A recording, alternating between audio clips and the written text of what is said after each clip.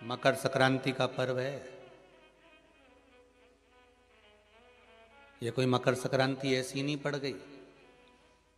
किसी देवता का घर जला था, तब जाकर दूसरे घर में प्रवेश किया था, तब मकर संक्रांति हुई थी।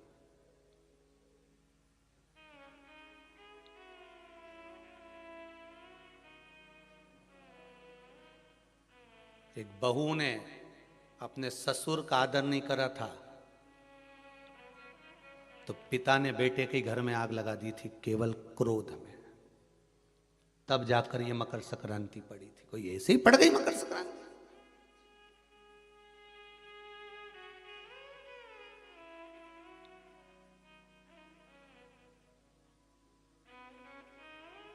कह दिया आपने तो कि मकर संक्रांति का दान बड़ा प्रबल होता है, पर उस दान की महत्वता क्या है? हमारे शास्त्र क्या कर रहे हैं, हमारे पुराण क्या कर रहे हैं, हमारे वेद क्या कर रहे हैं? हम तो सुनते हुआ हैं, भीष्म पितामह बाणों की सैया पर पड़े तो उत्तरायण सूर्य आने वाला था, इसलिए तब प्राण त्यागूंगा।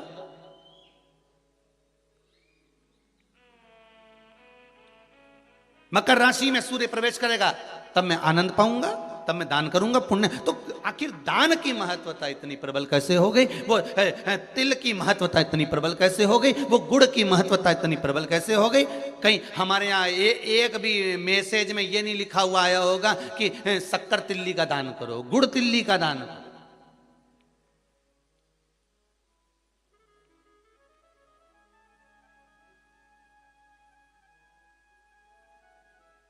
ज्योतिष के हिसाब से तिल शनि है और गुड़ सूर्य है।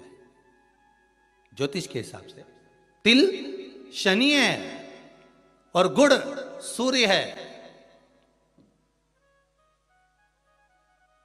कोई साधारण सा भाव नहीं प्रगटा है महाराज जी। इस मकर संक्रांति पर केवल लोगों ने कह दिया कि पतंग उड़ा लो, तो कितनी अच्छी बात है, हिंदू धर्म में कम से कम एक दिन दिया, उड़ा लो जितनी मैंने उड़ाओ, पर एक ही दिन उड़ाना रहे और एक ही दिन काटना।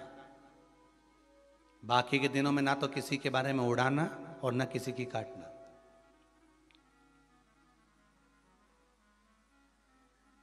मकर संक्रांति का पर्व देखना है तो पुराना उठाकर देखिएगा कि हमारे यहां मकर संक्रांति का भाव क्या व्यक्त करता था, क्या कहता था।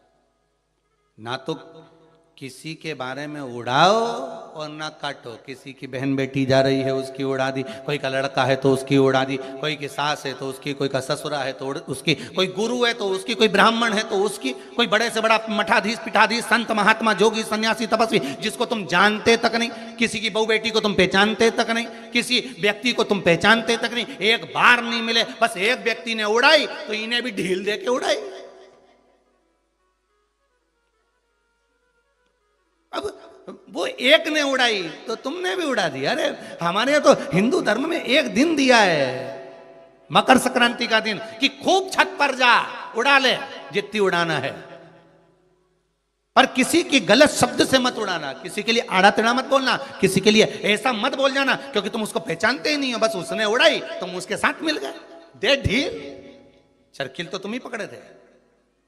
उड़ाए जा उड़ाए जा उड़ाए जा। उन्हें उसकी बेटी के लिए कुछ कहा, 4 लोगों ने मिलकर और कह दिया, 5 लोगों ने मिलकर और कह दिया। किसी के बहू के लिए कहा, एक ने कहा, दूसरे ने फिर कह दिया, 4 ने मिलकर फिर कह दिया। किसी के बेटे के लिए कहा, किसी गुरु के लिए कहा, किसी ब्राह्मण के लिए कहा, किसी संत के लिए कहा, किसी साधु के लिए कहा। किसी ने एक संत पर उंगली उठाई, सबने उड़ाना चालू कर दिया। किसी ने एक गुरुजन पे उंगली उठाई, सबने उड़ाकर चालू कर दिया। हम उड़ा रहे, ना तो जानते ना पहचानते, ना देखा ना भाला, ना कभी उससे मिले ना जाने, बस उसने उड़ाई थी और तुमने जरखिल से ढील देके उड़ाना चालू कर दिया।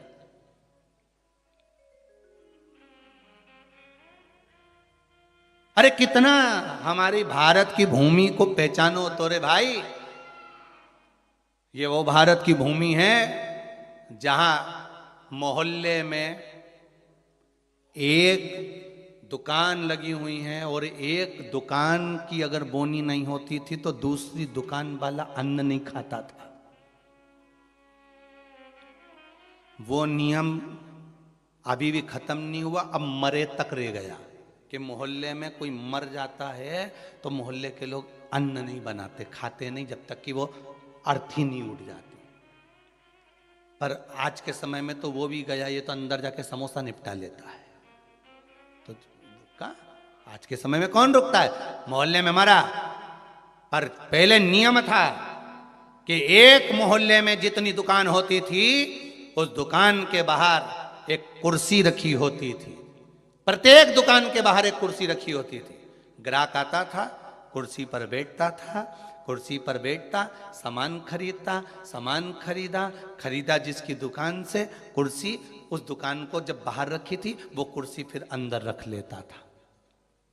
अब जिसकी दुकान में कुर्सी अंदर चली जाती थी, उस दुकान पर अगर कोई सामान खरीदने आता था तो जो दुकान का मालिक है वो कहता था भैया ये सामान मेरे पास में नहीं है, सामने वाली दुकान पर है, वहां चले जाओ। सामान इसके पास रहता था पर नहीं देता था, क्योंकि इसको मालूम है कि मेरी बोनी हो गई है पर सामने वाले की बोनी नहीं हुई है, इसलिए वो कहता था सामने वाली दुकान पे मिल जाएगा, मेरे यहाँ नहीं है। जब वो सामने वाली दुकान पर जाता था, कुर्सी पर बैठता था, सामने वाला उस कुर्सी को उठाकर अंदर रख लेता था। फिर कोई उसकी दुकान पर जाता था, भैया ये सामान है क्या? तो क्या हमारे पास नहीं मिलेगा, वो तीसरी दुकान पर मिलेगा, उसकी यहाँ भेज देते थे कि वहां चले जा, वहां कुर्सी पर। क्यों? क्योंकि अगर हमारे लाइन में, हमारी पट्टी में, हमारे मोहल्ले में अगर किसी एक दुकानदार का अगर बोनी नहीं हुई, बिक्री नहीं हुई, तो फिर हमारा भोजन करना व्यर्थ है। ये हमारा हिंदू धर्म था, ये मेरी भारत भूमि का गौरव था। और एक आज का जमाना, जो मिल जाए जितना मिल जाए निपटा लो।